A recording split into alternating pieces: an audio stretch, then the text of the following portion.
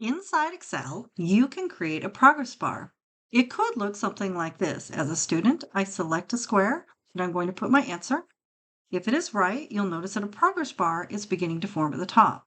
I also have it set to go green when I have the correct answer. And as I continue, you can see the progress bar is continuing to fill in. To set that up, select the square that you would like to have it conditionally formatted. That is under the Home tab and the Conditional Formatting. In the drop-down, you can see I can create a new rule.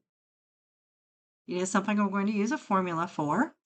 So I select that, and in the formula, I'm going to write down equals. Then I simply select the cell that I would like it to be connected with, equals again, quotations, what I want to have as the correct answer, quotations again. Now I'm going to format, so I click on the format. I like it simply to turn green when it meets that criteria. Click OK, click OK. So now when I type in the correct answer,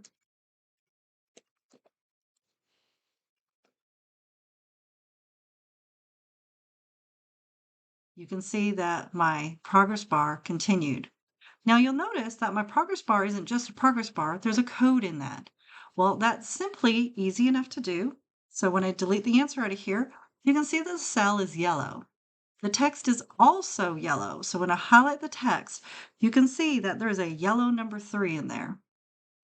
All you have to do if you want to do that is make sure your text and your cell color both match so that when the cell color changes, then the text becomes visible,